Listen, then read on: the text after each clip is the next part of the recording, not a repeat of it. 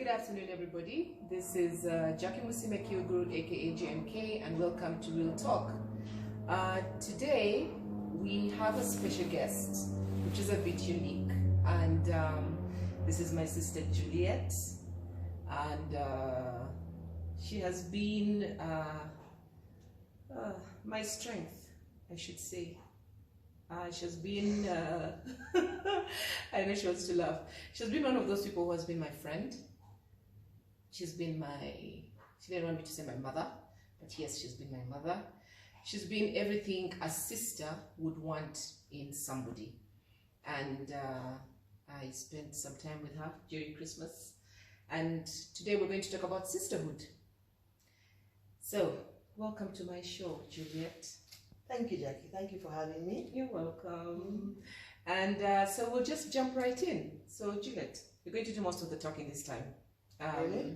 Yes. People are so used to my voice, you're going to do most of the talking. So, tell me, what do you think about sisterhood? What's your understanding of sisterhood?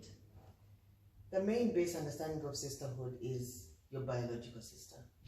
So, like you, like Joy, those are my sisters. And it's a blessing and a gift when your biological sister is also your friend.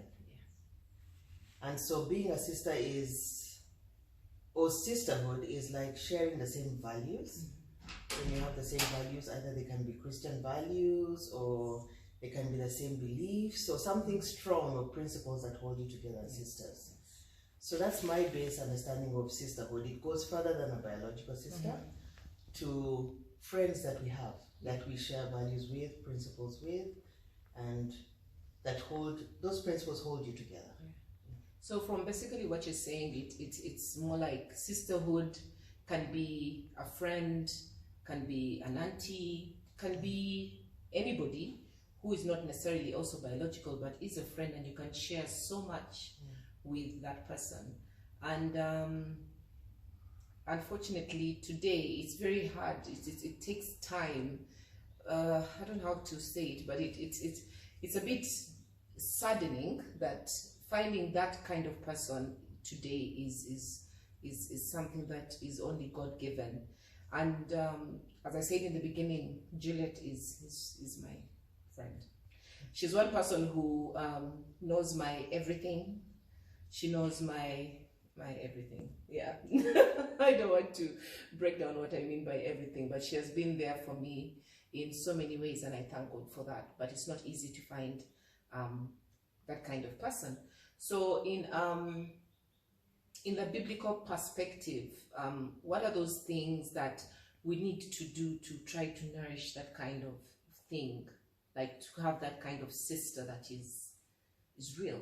Maybe let's look at some of the things that you would say define sisterhood. Exactly. So things like you have a person that you can lean on, somebody that you can trust, somebody that holds you up, that you hold up, because sisterhood is a two-way thing. It's something that you do for people. People always say, be the friend that you want a person to be a friend to you. Yes. Right? Yes. So you'll be that person.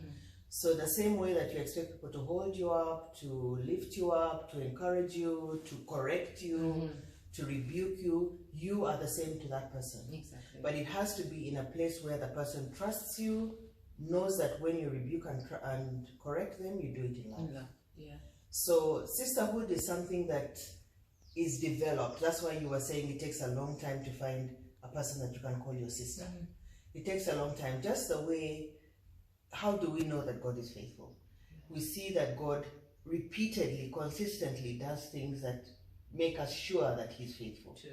The same way, if you have a friend, she consistently holds you up, she's consistently there, she consistently prays with you, for you, and you know that I can trust this person, right? So it's something that is developed over time. It cannot be that you meet a person today and tomorrow they're your sister. I know. Right? Yeah. So it's something that's developed over time. Unfortunately, with women, we are very emotional and we are very, we take things to heart, so many times we fall out with many people who could have been our long-term sisters because we don't know how to take rebuke and judgment. And yet, part of that sisterhood is accepting to be rebuked, accepting to be judged, but in love, accepting to be corrected, but also accepting to be helped. Because now somebody like you, you give a lot of yourself to every relationship that you have, whether it's with it's mostly with your friends, like your girlfriends, and you give everything that you have to them. And when they want to do maybe the same thing for you, it may be harder for you to receive that, because you're such a giving person, but you also don't know how to receive that. So sisterhood is allowing both avenues to happen, right? And also another thing about you is that you give 110%, and you expect that of your sisters, and many times that will not happen. So when you're a good sister to somebody, you give without expecting the same back, because people are not the same. Not the same. So then that means you manage your expectations of people, but you love them anyway. So. Oh, wow. You know, when I heard you talking, I just thought about all the friends that you have, like all the lives that you've touched. And my question is, yes, you have said you don't expect that 110%, because one thing I know about you is that you also give so much of yourself. Doesn't it bother you? Doesn't it kind of like take you back a bit to kind of like reevaluate the friends that you have and say, maybe I need to cut down on some? Because that's a problem that I have, that from the time that I started, maybe if I can say 5 years ago to today, I think my friends have reduced by more than half. I think it naturally happens as you grow older.